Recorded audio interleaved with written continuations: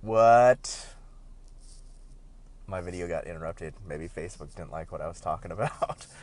Oh man. All right. So yeah, we were just talking about the outlining of those three cultures. You're gonna have to go back and watch the other one. But basically, I'll just recap here. Theonomist culture is where God is in control, and there's just self-evident truths, moral law that's written on people's hearts, and that comes from God.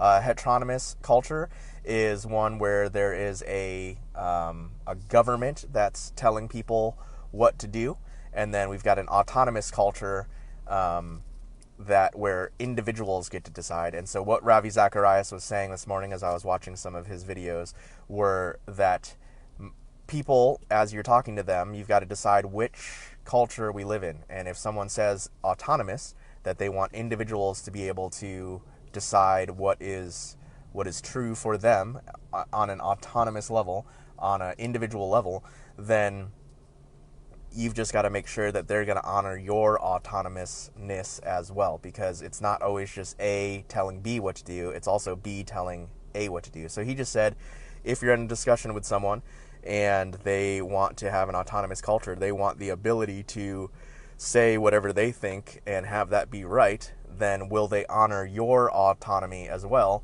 and allow you to say what is right? Or if they disagree with your stance, are they going to switch to a heteronomous culture where now they get to dictate what you believe? And I thought that was a really good framework for things there. And then the other takeaway from Ravi's stuff this morning was he kind of gives a framework for worldviews. And I read Total Truth by Nancy Pearcey last year. Super good book. Highly recommend it. Nancy Pearcey's framework for worldviews are creation, fall, redemption. That every worldview in the world has those three things: creation, fall, redemption. So what are the, how did the world come about? What went wrong? And what's the plan for redeeming the earth? So every worldview, whether it's a government style worldview or a religious worldview, has to answer those three questions. So Ravi Zacharias's framework for worldviews are these four things. Number one, origins, which is interesting because that totally goes into Nancy Pearcey's creation.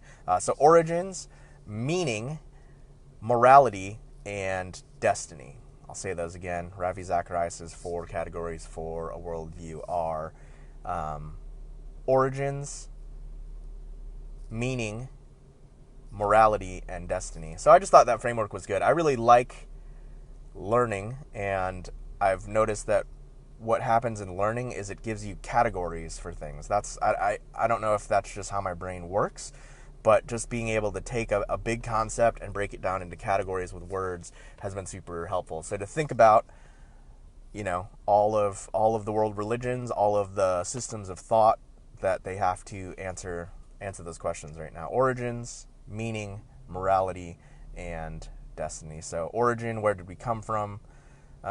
Meaning, what's the purpose of life? What's the meaning in life? Morality, what's right and wrong?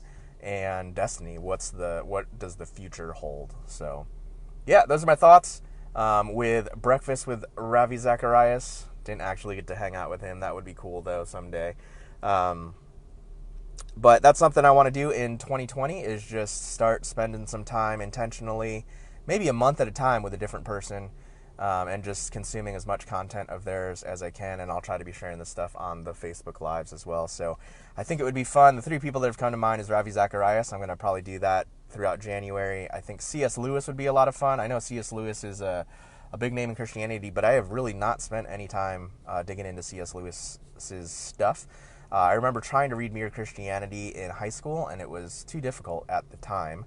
So hopefully I'm a little smarter now and am able to dig into that. I know people that read C.S. Lewis love C.S. Lewis, so that's something that I want to dig into. And then I think it would be fun to dig into Bill Johnson's stuff as well. I feel like that guy just walks in a lot of wisdom as well. I know he may be a controversial person, but that's okay. Controversy's okay. So I appreciate him. So yeah, I think that's going to be a good little tactic, just to spend a little bit of time consuming these guys' content a month at a time, and we'll see what happens. Another goal of mine is to really dig into the major and minor prophets. I feel like that's the area of my Bible knowledge that's the weakest. So, which is super funny because Jess just wrapped up a week of teaching on the major and minor prophets. So luckily I have a prophets teacher living right in my home, so I can ask her lots of questions. 586 BC, that's my prophets